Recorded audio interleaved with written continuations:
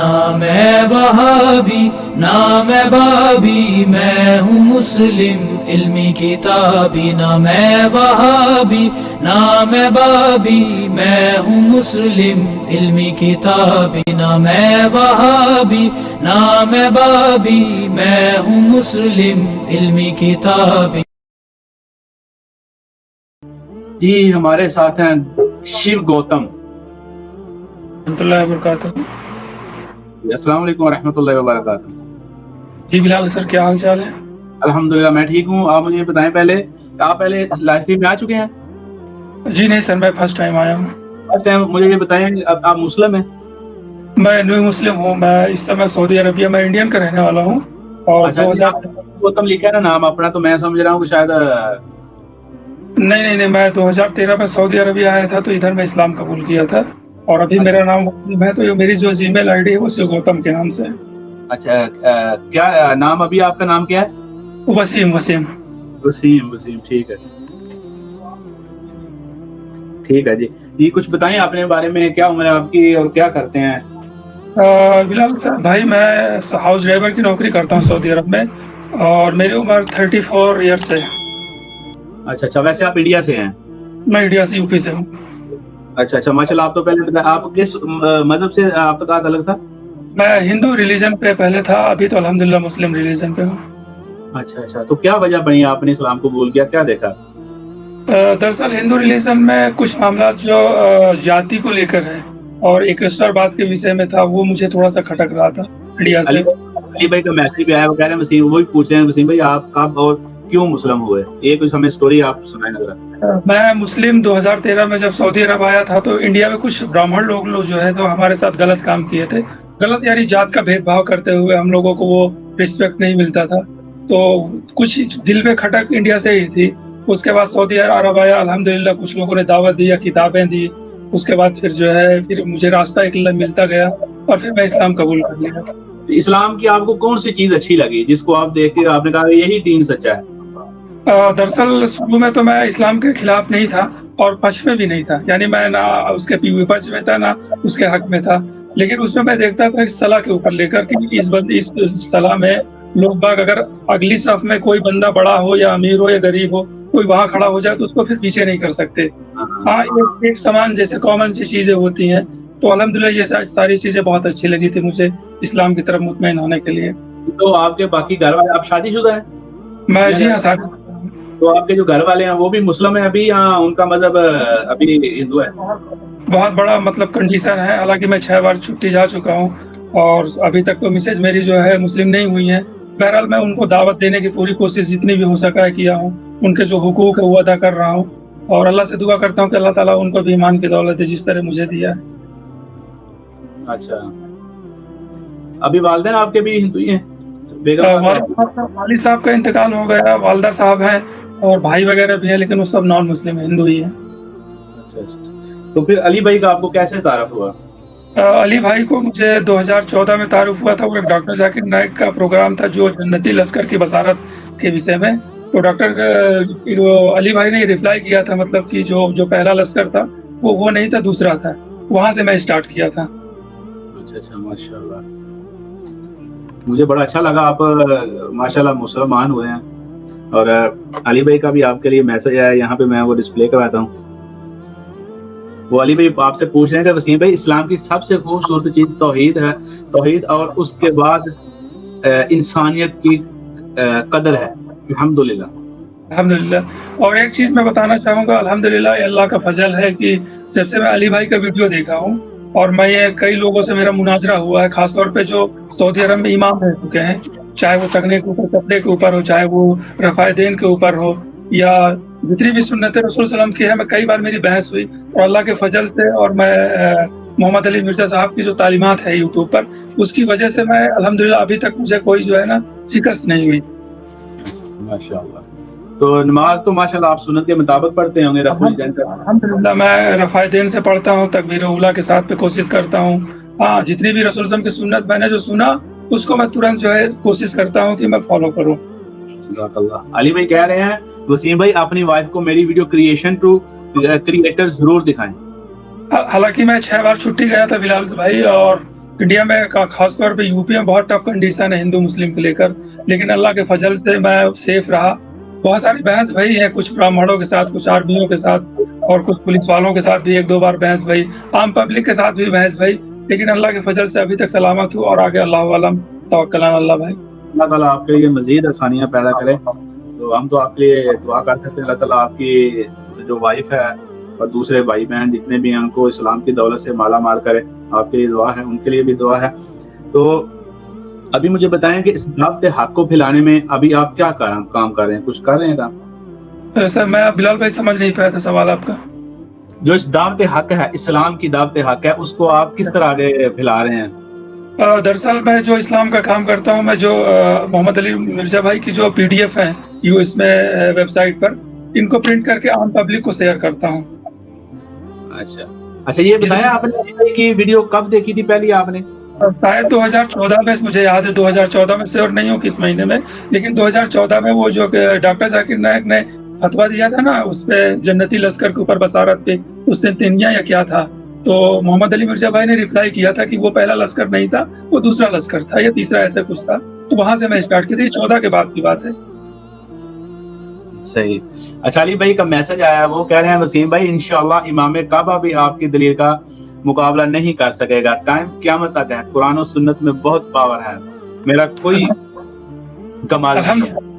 अच्छा, अली भाई से मैं उनके जब 2 बार उनको अटैक हुआ, मुझे काफी तकलीफ हुआ। अल्लाह से दुआ करते हैं कि हम जितने भी मुस्लिम हैं हक पे और नॉन मुस्लिम को दावत है, और जितने भी मुसलमान हैं अल्लाह ताला से दुआ करते हैं कि उनको इहदिन सिरातल मुस्तकीम का रास्ता दिखाए।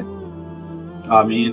अच्छा अली भाई, आप लाइव सुन रहे हैं, कोई आप उनसे कोई सवाल करना चाहें या आप उनको कोई पैगाम देना चाहें? हाँ, मेरा सवाल ये है कि अगर जिस समय रसूल सल्लल्लाहु अलैहि वसल्लम नबूवत मिली, उसके बाद जिस तरह सहाबा धीरे धीरे इस्लाम में आए, तो उनके परिवार का जो सिस्टम था, ये बीवियों का या भाइयों का, वो क्या था? मतलब क्या बीवी के साथ वो डायरेक्ट अलहदा हो गए, उनको कुछ मौका दिया गया, टाइम दिया गया, दावत की दी गई, क्या मतलब था ये चीज?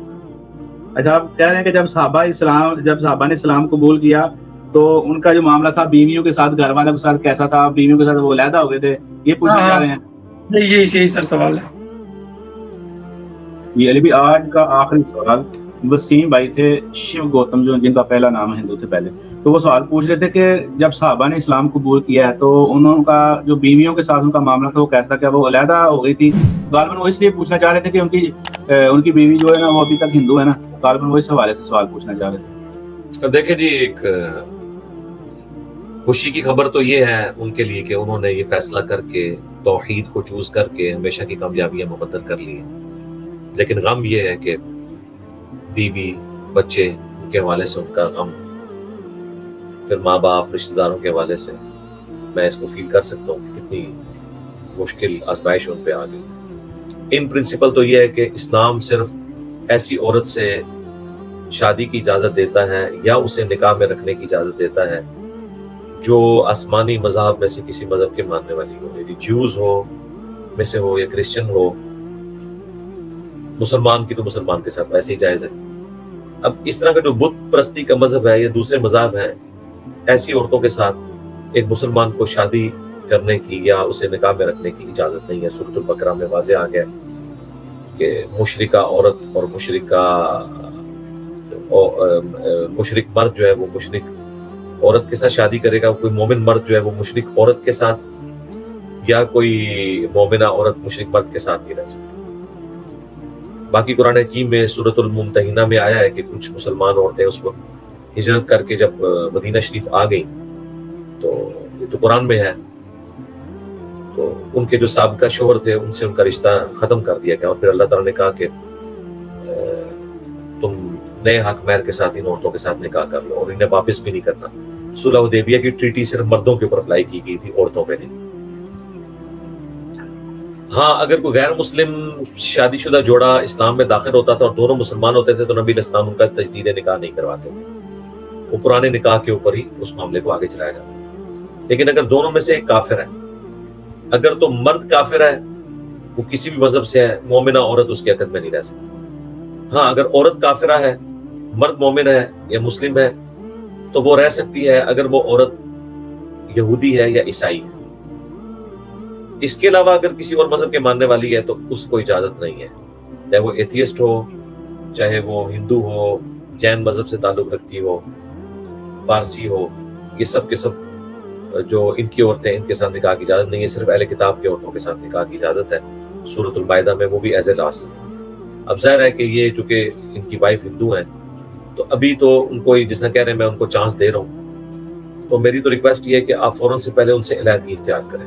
ये नहीं मैं कह रहा कि उन्हें तलाक दें, वो आपके निकाह में वैसे ही नहीं है क्योंकि वो काफिर हैं। आप उनके साथ कोई भी जो मियाँ बीवी का ताल्लुक है वो ना रखें, जो सेक्स के पॉइंट ऑफ व्यू से मैं बात करूं। बाकी आप उनके साथ मारूफ तरीके से उसने सलूक करें और उनको खर्चा भी दें, बाकी चीजें, और उन्हें सोचने का मौका दें और उसे टाइम बाउंड करें कि मैं तुम्हें 3 महीने का टाइम देता हूँ, अगर तो तुम इसमें कन्विंस हो जाती है तो ठीक है, नहीं तो अदरवाइज फिर हम अपना रास्ता अलग करें।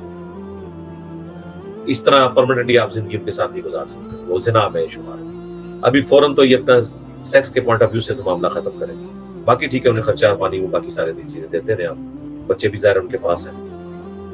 बाद में फिर अगर खुदा न खास्ता इस नौबत तक बात आई फिर बच्चे भी आपको उनसे देने हों, तो प्यार मोहब्बत से उन्हें समझाएं। मैंने आपको बताया मेरी वीडियो फ्रॉम क्रिएशन क्रिएटर को दिखाएं, उन्हें बताएं कि खुदा का क्या तारुफ है, ताकि खुदा के साथ वो जब जुड़े तो इस्लाम की मोहब्बत उनके दिल में आएगी, उन्हें फिर लॉजिकली कायल करेंगे।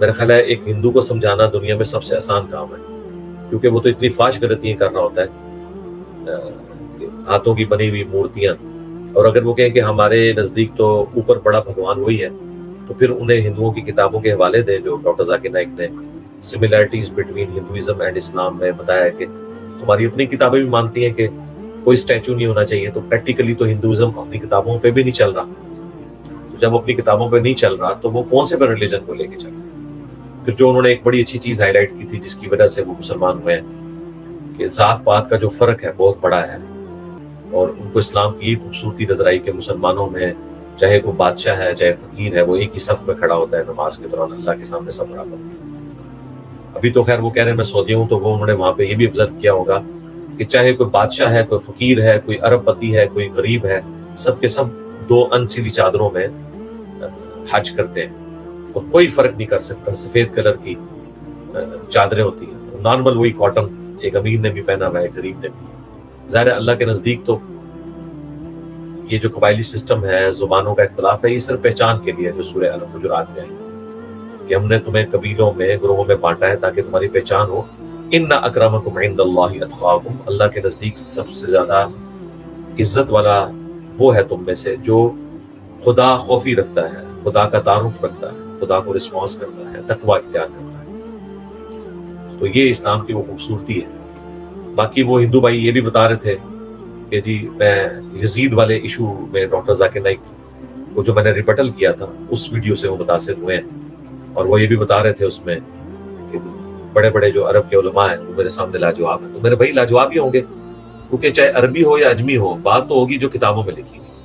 आज भी सऊदी अरब के चैनल में भी आप देखें रवाहुल बुखारी, रवाहुल मुस्लिम चल रहा होता है, और इमाम बुखारी और इमाम मुस्लिम दोनों नॉन अरबिक हैं।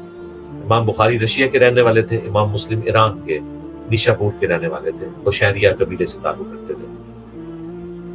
तो अल्लाह ताला ने खिदमत ली है कि आज चैनल अरब के हैं लेकिन उसमें हवाले हैं बुखारी के, मुस्लिम के, तिरमिजी के, अबू दाऊद के। तिरमिजी और अबू दाऊद दोनों अफगानिस्तान के हैं। तो अल्हम्दुलिल्लाह अल्लाह ताला ने इस यूनिवर्सल दीन को ये ताकत दी है कि यहाँ किताबों से बात होती है, सब के सब लाजवाब हो जाते हैं किताबों के सामने, किताब का डिनाइल भी नहीं कर सकते। ये इस्लाम की खूबसूरती है कि कोई भी मुसलमान है, कुरान बुखारी मुस्लिम के आगे उसे सर तस्लीम खम करना पड़ता है, चाहे वो दिल से ना भी माने, लेकिन उसके मुकाबले पे कोई बात करने के काबिल नहीं।